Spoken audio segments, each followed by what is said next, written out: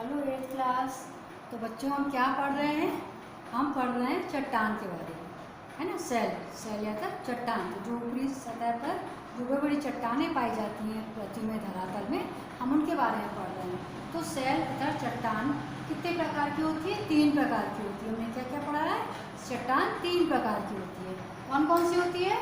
आग्नेय cell, अवसादी cell, और तीसरा कौन सी होती है? कायांतरित सेल, है ना। कौन कौन सी होती है? फिर से बोलेंगे, आग्नेय सेल, अवसादी सेल, और तीसरा कायांतरित सेल।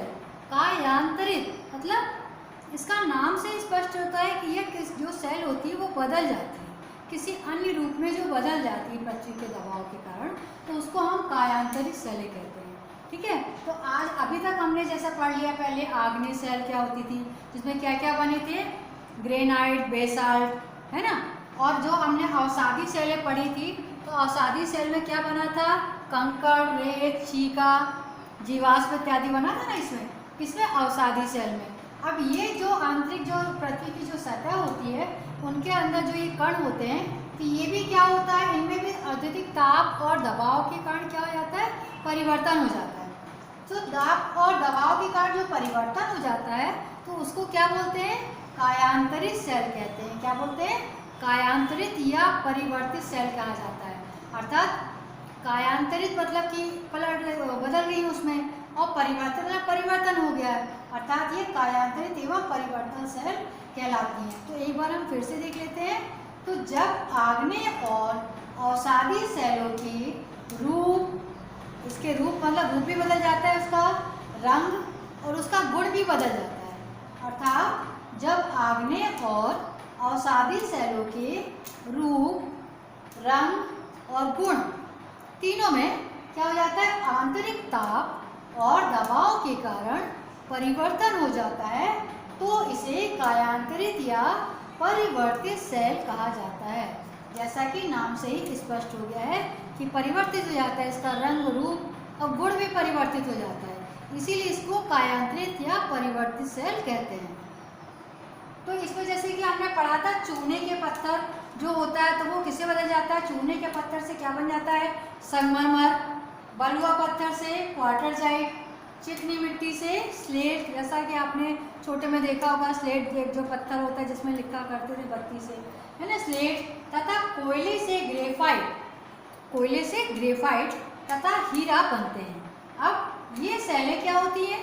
जो परिवर्तित होते हैं, कायांतरित होते हैं, तो जो ये सेल बनती है, सेल में चट्टान पत्थर जो बनते हैं, वो क्या होते हैं? अधिक कठोर तथा रवेदार होते हैं, इसीलिए इनको क्या बोला जाता है? कायांतरित सेलें कहा जाता है। तो एक बार आप अच्छे से कायांतरित सेल जो होती है कैसे परिवर्तित होती है, इसका डायरेक्ट इसको कहते हैं, इस वाले हिस्से को क्या बोलते हैं? रूपांतरित हो जाती है इसमें, तो ये परिवर्तित होते हुए बताया गया है इसको, कायांतरित सेल को, है ना। तो ये आपका जो कि किताब में भी आपको चित्र दिया हुआ है, सेम इसी प्रकार का चित्र जो है आपको अपनी कॉपी में बनाना है कायांतरित सेल का, कि किस तरह से जो सेल होते हैं, पत्थर जो होते हैं, परिवर्तित हो जाते हैं और कायांतरित सेल या परिवर्तित सेल का निर्माण करते हैं।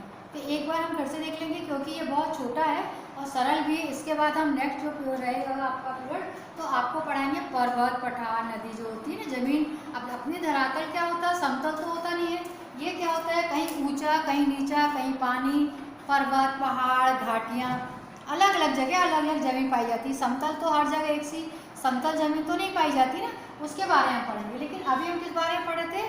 सेल अथवा चट्टान के बारे में। तो सेल अथवा चट्टान कितने प्रकार की होती है? 3 प्रकार की होती है। कौन कौन सी? आग्नेय सेल, अवसादी सेल, और तीसरा जो आग्नेय और अवसादी सेल जो परिवर्तित हो जाती है, उसको बोलते हैं कायांतरित सेल। तो जब आग्नेय और अवसादी सेलों के रूप, रंग और गुण में आंतरिक ताप के कारण और दबाव होता है पृथ्वी के अंदर, ताप, टेम्परेचर और दबाव, उसके कारण जो पूर्ण रूप से क्या हो जाता है? परिवर्तन हो जाता है, उन्हें कायांतरित सेल या परिवर्तित सेल कहते हैं।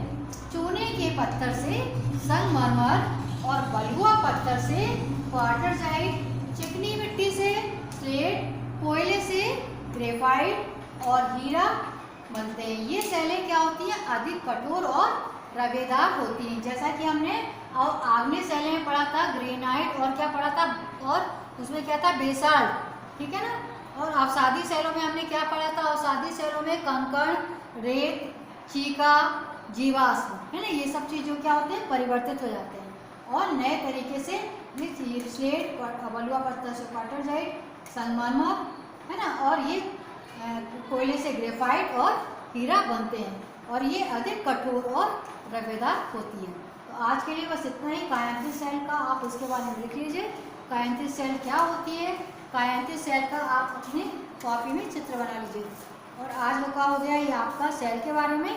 कल हम तो पढ़ेंगे धरातल में जो अलग अलग जो सतह पाई जाती हैं, कहीं पर्वत होते हैं, कहीं पठार होते हैं, कहीं क्या होती है, कहीं घाटी होती है ना, तो कहीं समतल जमीन होती है। कल हम इसके बारे में आपको पढ़ाएंगे। आज के लिए बस इतना ही। तो आप लोग अच्छे से बच्चों अपनी कॉपी में तीनों जो सेल जो हमने पढ़ाई है, आग्नेय, अवसादी और कायांतरित, तीनों सेल के बारे में आपको अपनी कॉपी में लिखना है और कायांतरित सेल के बारे में लिखना है और तीनों का चित्र जैसा कि हमने ये बनाया है वो आपको अपनी कॉपी में बनाना है।